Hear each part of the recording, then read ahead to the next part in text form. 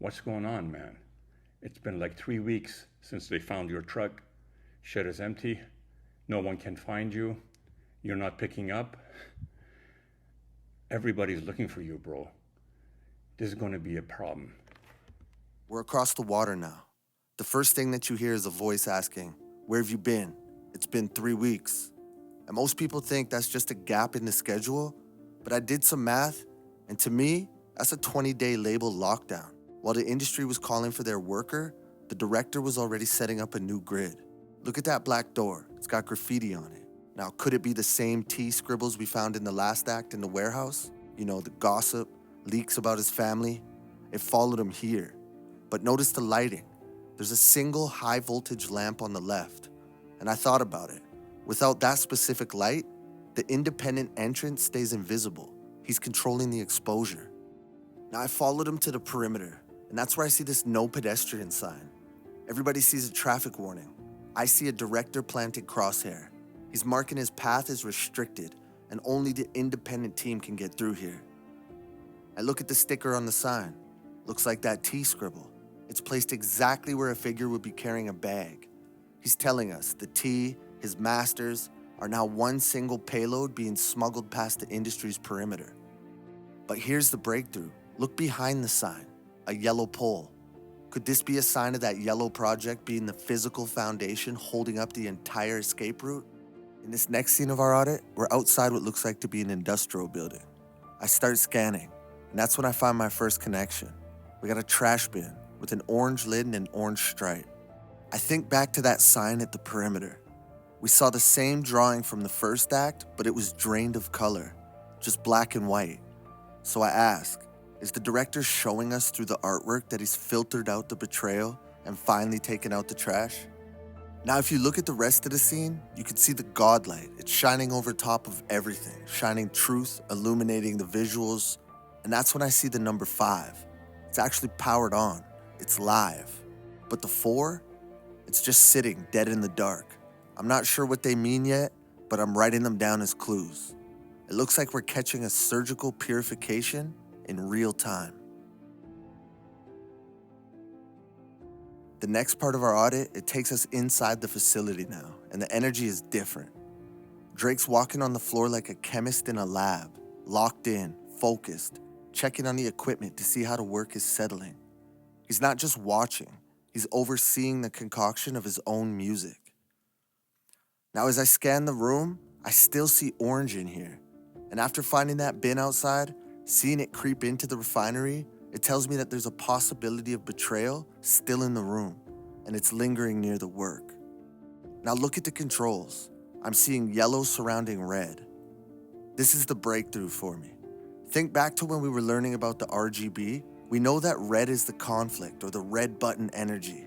But here, the red is being boxed in. It's being surrounded and managed by the yellow project. He's taken that 15 summer inventory and refining it, using the colors to show us that he's finally got his hands back on the controls. In the brewing world, any tiny bit of contamination can ruin an entire batch. And that's why 90% of a brewer's job is to actually deep clean. By starting his chapter right here, Drake is visually signaling that he's in sanitation mode. He's scrubbing away all the noise, all the blemishes, so that his musical legacy stays pure and untainted. Now, as he exits the blue doors, the audit moves into the most critical phase. Drake's emerging from the shadows, but he isn't cooking up music. He's auditing his entire 15-year run. He's not here for the 43-song trilogy that everybody already knows about. We're looking past that right now. He's overseeing the extraction of the 12-song Yellow Project, the MJ-inspired Victory Tour payload. After seeing all the orange betrayal left in the trash, this is the proof that he's filtered the noise. The director's bypassed the lockdown, and he's now extracting his masters on his own terms. We're watching him pull the yellow truth out of the shadows and into the light. Now we're moving on to the Victoria Baths. And even though it has that cathedral feel, this is an old industrial water palace. The director is leading us right to the steps, and I'm looking at the floor. The evidence is literally under his feet. This is where we see orange again, but this time it's orange fish, and it's a bunch of them. And if you notice, there's no water. Is the director saying that he drained the lifeline from all the betrayal, and now they're trying to survive like a fish out of water? The stairs are a mix of green and yellow, and based on our RGB logic, the green is the foundation, the money, the legacy. But look how it's being overtaken by the yellow. And this is the first time that I've seen the Victory Project physically becoming the path that he's walking on. He's taken us into a sacred-looking space, but he's marked it as a technical site. He's showing us that 15-year run is not just music. It's a foundation that he built step by step out of this very green legacy and into the new yellow era. He's walking up those stairs to finalize an audit in a place that they can't follow him. Now, right here, ladies and gentlemen, this is why this man is a genius. This whole time, we've been locked in on one singular album. This is the very moment where I realized there's a plot twist. Now, I need to explain exactly what's going on here because this is where my research paid off. While I was auditing the footage, I noticed that the color shades were shifting in a way that didn't feel accidental. I started looking into film and cinema color theory, and that's when I realized the director is using two entirely different systems. Everything that we saw in the first phase was RGB, the red, the green, the blue. This is the additive palette. It's how your phone screen, your monitors, your TV, it's how they create light. It's digital. But look at that stained glass. The yellow that I've been following, that was just a lead. Now I'm seeing the rest of the set, the cyan, the magenta. We've moved into the subtractive palette now. Think of it like a film projector. To project a movie onto a screen, you need to have physical film and a high voltage lamp to push the light through it.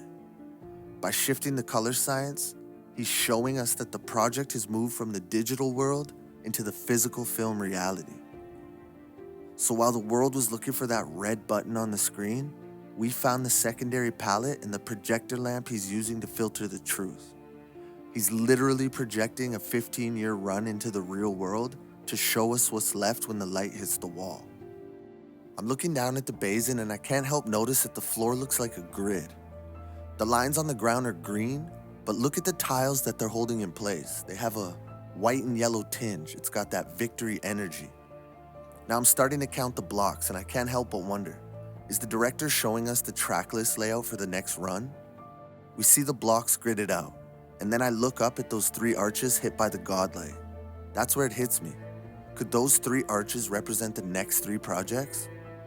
It runs parallel to the first trilogy, but this time, the yellow is physically present on the walls surrounding them. If we're looking at 3 projects and we look back at the grid in the pool, is he showing us that these 3 albums have 4 songs each? We've been hunting for a single project, but the math on the floor is telling a whole different story. He's gridded out his whole 15-year legacy and repurposed it into a 12-slot execution.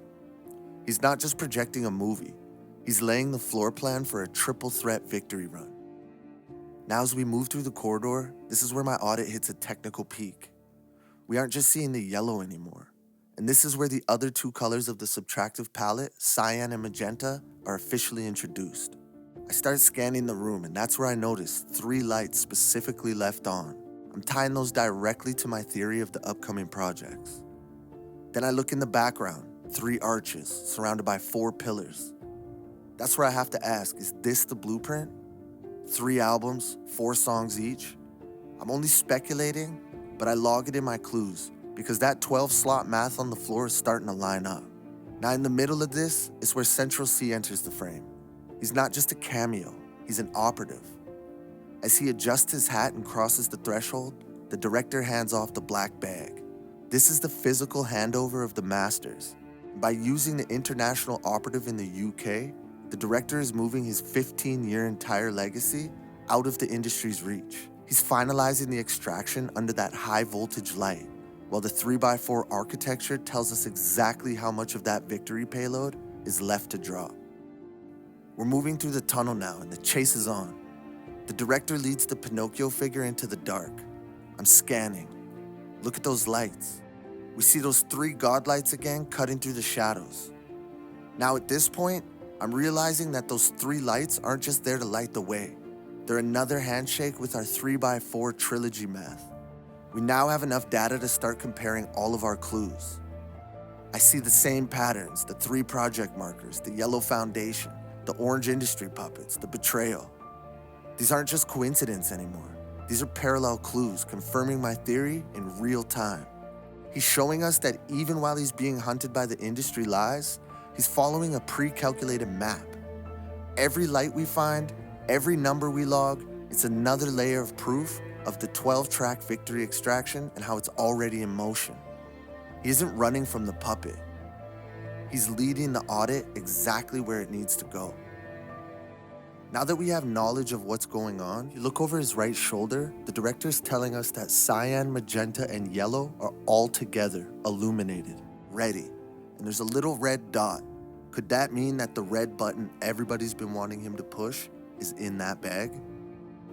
But of course, it's only speculation right now, so I write it down in my clues. Now, if you look to the right, you see 3 magenta buttons. Everyone thought those are just red buttons that he had to push first time around. But if you look right beside it, you could see that there's a cyan illumination right next to it. Once again, they're together, they're illuminated, they're charged up. But right here, this is where it all takes a turn from speculation to confirmation. Bitch-ass Lucien Grange is the chairman and CEO of UMG, Drake's current label that he's having a lot of problems with. He's widely considered the most powerful executive in the music industry. Since taking the helm in 2011, he's transformed UMG into a global titan, commanding nearly 30% of the US recorded music market. Under his leadership, UMG has become the first company to ever hold all 10 of the top 10 spots on the Billboard Hot 100. Check this out. Now, I can't lie to you guys and tell you that I have some intricate way of figuring things out. I just pay attention. When Drake says things like, "I'm fighting the man, not suing a rapper, you boys are not listening," this man has taken his time to calculate everything, and we just found our first target. Now I'm fully committed. Who's the next target? And there it is. To me, this looks like Jay-Z. This is one of his iconic photo shoots, poses. The former mentor, the old man that feels threatened, the Tessio, the traitor. Now, could it be a reach? Possibly. But judging off the parallel clues that we're finding, I think the next target is Jay-Z. We got Lucien Grange in the yellow, the corporate juggernaut that's trying to take him out and devalue the man. And now we have Jay-Z in the magenta. That's 2 of our 3 colors confirmed. Now we're scanning for the cyan. Now this again is total speculation, but I don't even have to leave this frame if I'm looking for our next targets. If you look up there, what looks like to be the exact same hoodie that was worn at the pop-out, and somebody else wearing a mustard colored jacket. Now if it ran with the other 2 parallel clues, there is a blue cyan color slapped on there, but I'm still gonna keep my eyes open for anything a little more obvious. Now as he exits the elevator, I'm locked in. I'm scanning everywhere, I'm pausing every frame. I'm hunting for any confirmation on these targets for my power audit. Now as he crosses that red line on the floor, I realize that's the point of no return. He's officially committing to war. He exits through Terminal 3, and there's that number again. Another surgical confirmation that we're looking at 3 projects. At this point, I'm exhausted. I'm starting to second guess all my math, question my surgical skills, and I'm wondering if I'm just seeing ghosts. And then it hits. The final screen comes on, and that's when we get it. Exactly the last piece of this puzzle. The search is over. The yellow project isn't just a project, it's an exit strategy. While the industry was watching the red war, the director was already at the gate with this yellow victory. The extraction is complete.